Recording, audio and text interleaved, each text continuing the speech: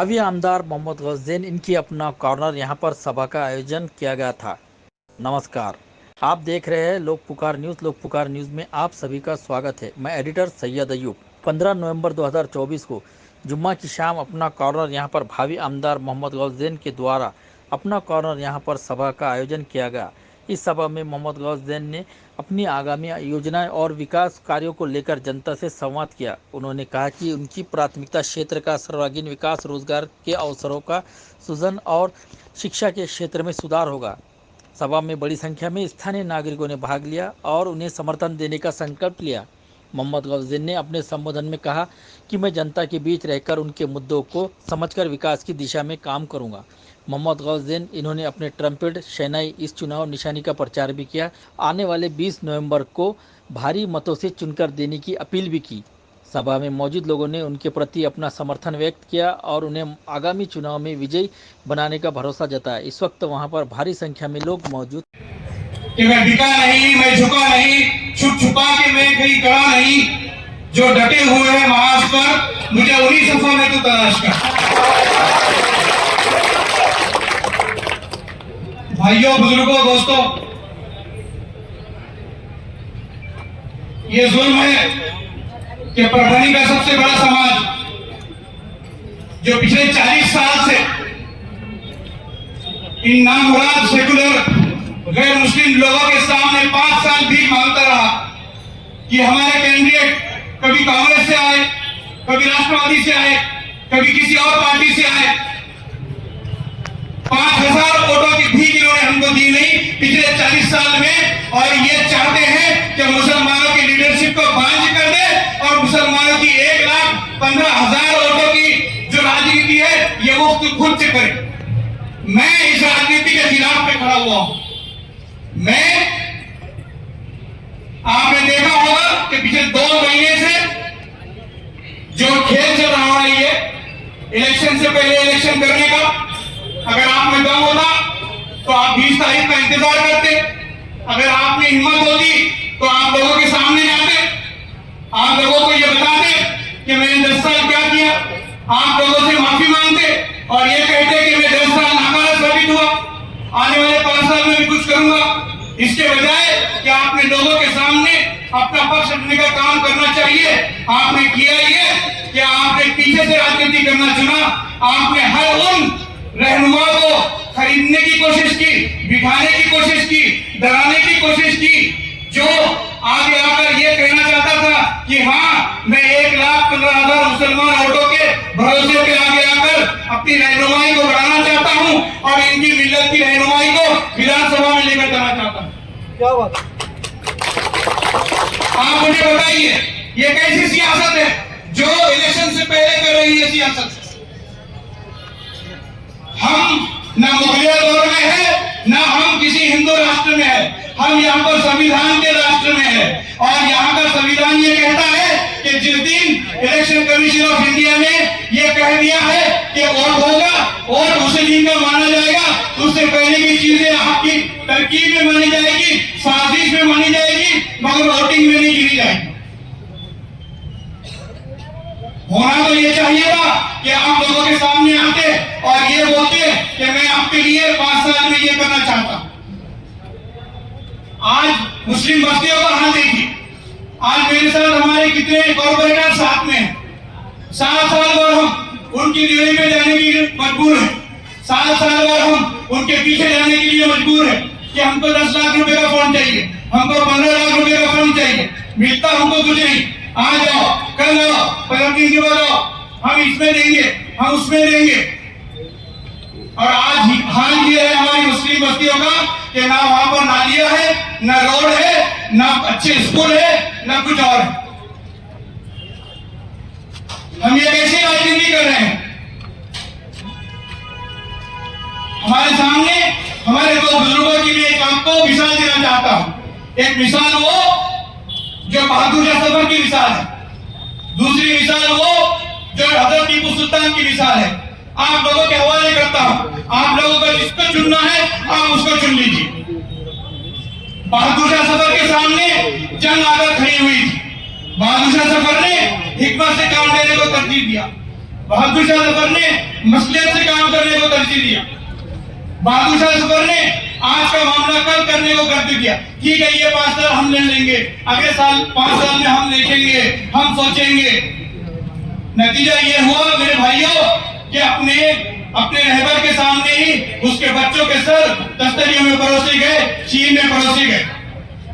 दूसरा मुजाहिद वो टीपू सुल्तान जिसने लड़कर मरने को तरजीह दिया, जिसने दुश्मन का लश्कर नहीं देखा, दुश्मन की ताकत नहीं देखी, कोई समीकरण नहीं देखा, ये नहीं देखा कि दुश्मन आएगा तो मेरी हालत क्या होगी। उसने ये सोचा कि आज मैं लड़कर मरूंगा भी तो मेरी आने वाली नस्लों को ये मैं सीख देकर जाऊंगा कि रुककर बैठने से अच्छा है कि लड़कर मरो।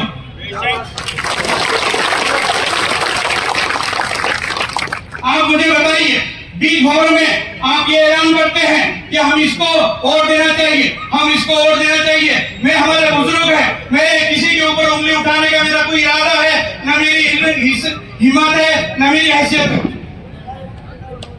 मगर मैं आप लोगों की तारीफ शरीफ में एक सवाल उठाना चाहता हूँ, यह पूछना चाहता हूँ कि जहांगीर पाटिल ने सबको बुलाया, जिसमें हमारे मुस्लिम कैंडिडेट भी थे।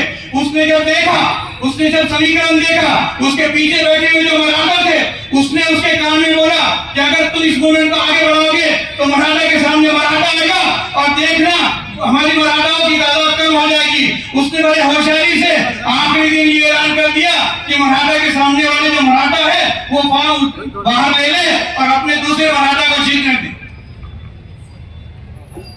और 5 दिन के बाद उसने ये किया कि 168 मराठाओं की लिस्ट किसी हमारे दलित के हाथ में थमा दी और उनको ये बोला कि ये 168 मराठाओं की जो लिस्ट है उसकी आप ऐलान कीजिए, ताकि ये मराठाओं के पीछे मुसलमानों के जो और कई मुर्दा घर में बड़े बड़े हैं वो आएंगे और दो चीजों की नजर छिपा के आएंगे और ये 168 मराठा फिर जाके विधानसभा में रिंगा मस्ती करेंगे।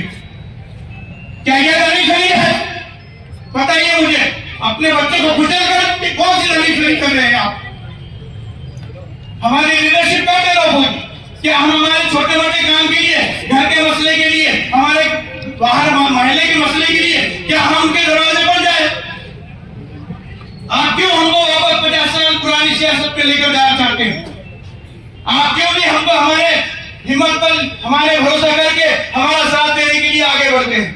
अफसोस की बात है मुझे, मैं एनडीए फॉलो से परवनी के यहाँ से बोलना चाहता हूँ कि मैं आज तक आपके वो मूवमेंट का हिस्सा था। मुझे अफसोस के साथ ये बोलना पड़ता है इसी मन से कि मैं आपकी नीयत पे शक करता हूँ और आज ही के दिन से वो एनडीएफ का हिस्सा बनने से इनकार करता हूँ।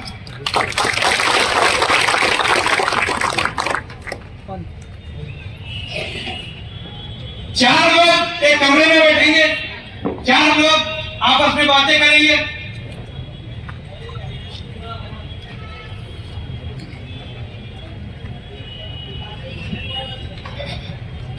चार लोग 5 लोग ये फैसला कर लेंगे कि 1,15,000 मुसलमान किस कश्ती का सवार होंगे।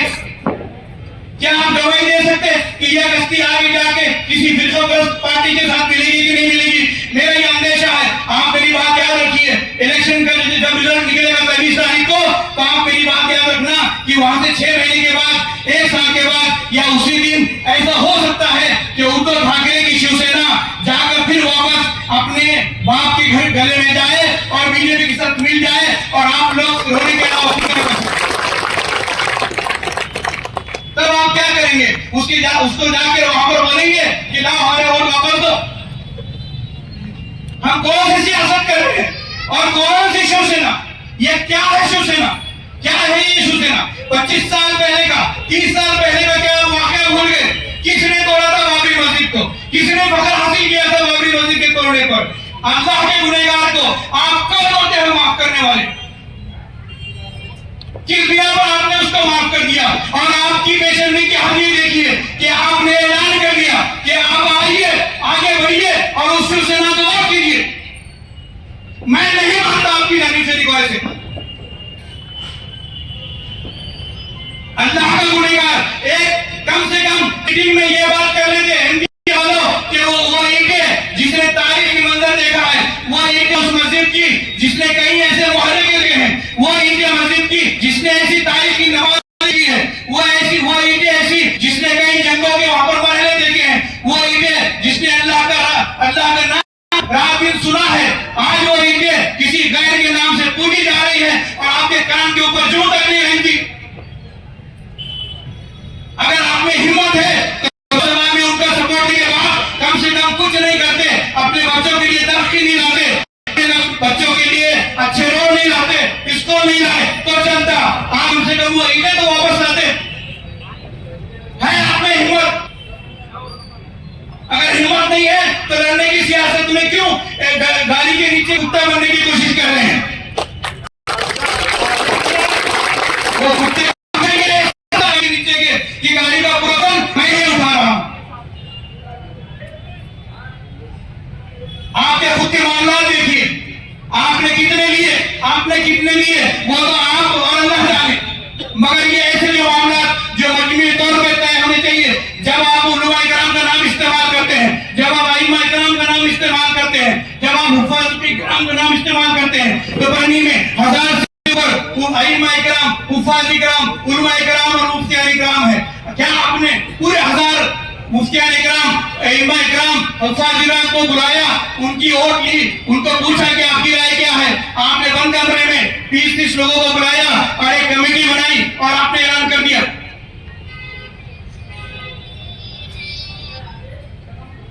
और किस कैंडिडेट की तारीफ कर रहे हैं? वो कैंडिडेट जिसने एटीएस के नाम पर आपके मासूम बच्चों को विधानसभा में गलत बयानी के बिना पर उसने जेल में जाने भेजने का काम किया। 7.5 साल भाइयों, एक दिन 2 दिन की बात नहीं कर रहा हूं मैं, 7.5 साल। सोचिए, मेरे यहाँ पर महफिल में बुजुर्ग भी है, जवान भी है, एक उधर उम्र के लोग भी है। आप सोचिए, अगर आपके घर का बच्चा 7.5 साल उसकी जवान बीवी को छोड़कर जेल में बंद है, 7.5 साल उसकी जवान बीवी उस बेचारे का इंतजार कर रही है, वो बच्ची जो मासूम है अपने बाप को याद करके रोती है रोज रात को और अपने बाप को याद करती है, वो बाप जो के अंधेरे में अपने बच्चे को याद करके आंसू बहाता है और शफकत के लिए तरसता है, वो माँ जो अपने बेटे के इंतजार में रोज वक्त से पहले दरवाजा खोलती है और देखती है कि कहीं मेरा बेटा तो नहीं आया है, वो ऐसे बच्चों की दुआ लेने वाला अवतार आप उसके पक्ष में खड़े हैं। बड़े अफसोस की बात है, मैं मुसलमान हूँ, मुझे बदुआ नहीं देना चाहिए, इसलिए मैं बदुआ नहीं दे रहा हूँ। नहीं तो ये मैं ये बोलता कि अल्लाह ताला वो आपको दिन दिखाए कि इसके बोलने के ऊपर आपके घर का बच्चा जेल में जाए और तब आप उसके पास भटके और वो आपको हकारे।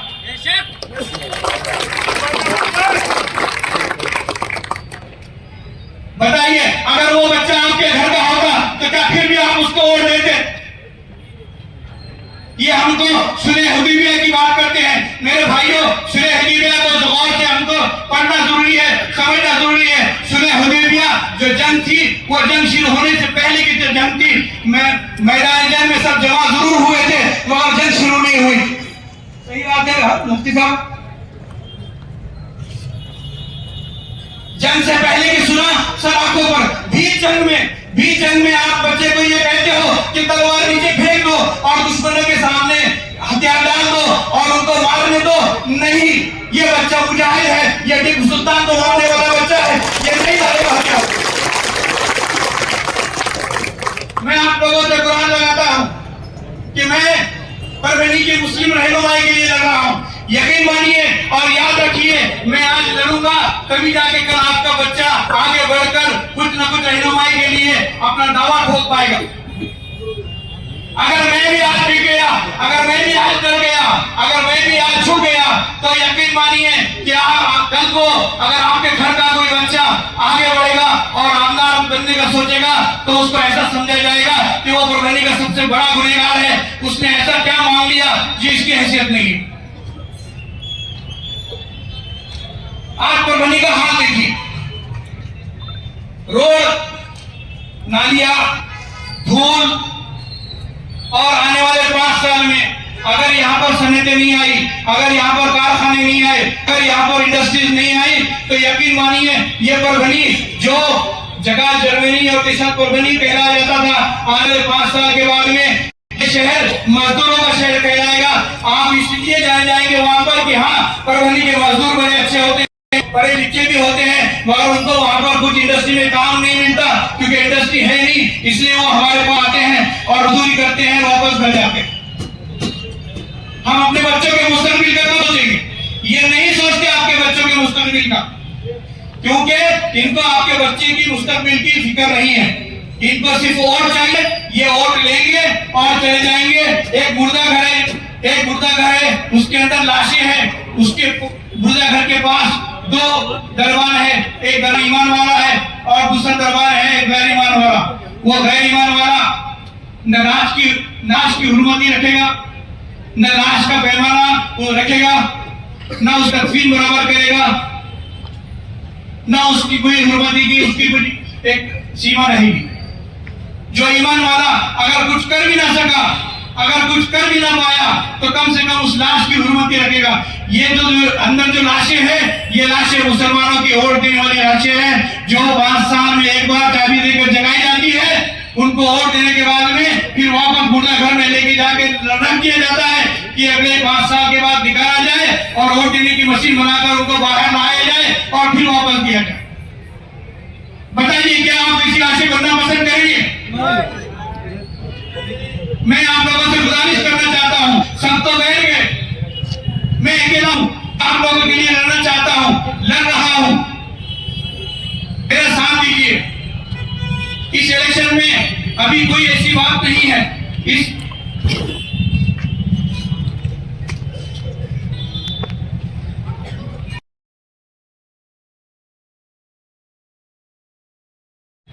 वो मामला इस हिसाब से है कि मेरा भाई ये चाहता है उबैद कि मैं ये बोलूं कि जब मैं इंडिपेंडेंट नगर सेवक चुन के आया था, तो मुझे जो जावेद साहब इस बात की गवाही दे सकते कि मुझे कुछ ऑफर्स आए थे उस टाइम पे, तो वो ऑफर्स मैंने ठुकरा के, उस वक्त भी मैंने जो बड़ी पोस्ट थी महापौर की, उसी के लिए लड़ किया था।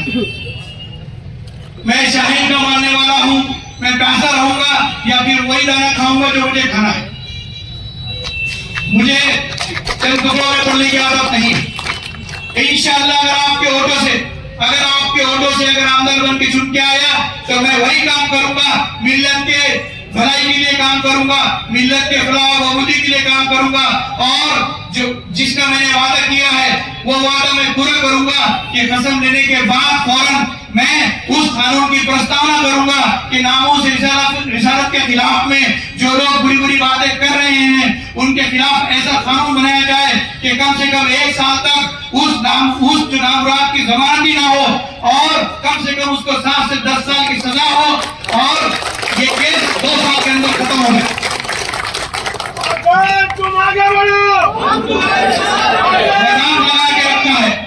मजाक लगा के रखा है। महाराष्ट्र में कभी जाना जाता था संस्कृति के लिए, आज महाराष्ट्र में भी ऐसी आवाजें उठ रही है। इनको लगता है कि 2 आवाजें उठाएंगे और मुसलमान जज्बात में आ जाएंगे और कुछ ऐसा वैसा कर देंगे। भाइयों, एक सामाजिक खिदमतगार, एक मजहबी खिदमतगार, एक मजहबी मौलिम, एक समाजी मौलिम, एक समाज के काम करने वाला, एक समाजी जो सोशल एक्टिविस्ट है, वो अपने लोगों के बीच में समाज के काम करता है, अपने लोगों के बीच में अच्छे काम करता है। हम भी करते हैं अपने हैसियत के हिसाब से, मगर याद रखिए, जो सियासी काम है, जो सियासी लेवल पे काम होने चाहिए, उसके लिए सियासी कुव्वत लगती है। एक आदमी कितना भी अच्छा समाजी खिदमतगार हो, एक आदमी कितना भी मजहबी खिदमतगार हो, अगर उसके पास सियासी ताकत नहीं रहेगी, तो आपके वो सियासी कुछ काम नहीं कर पाएगा।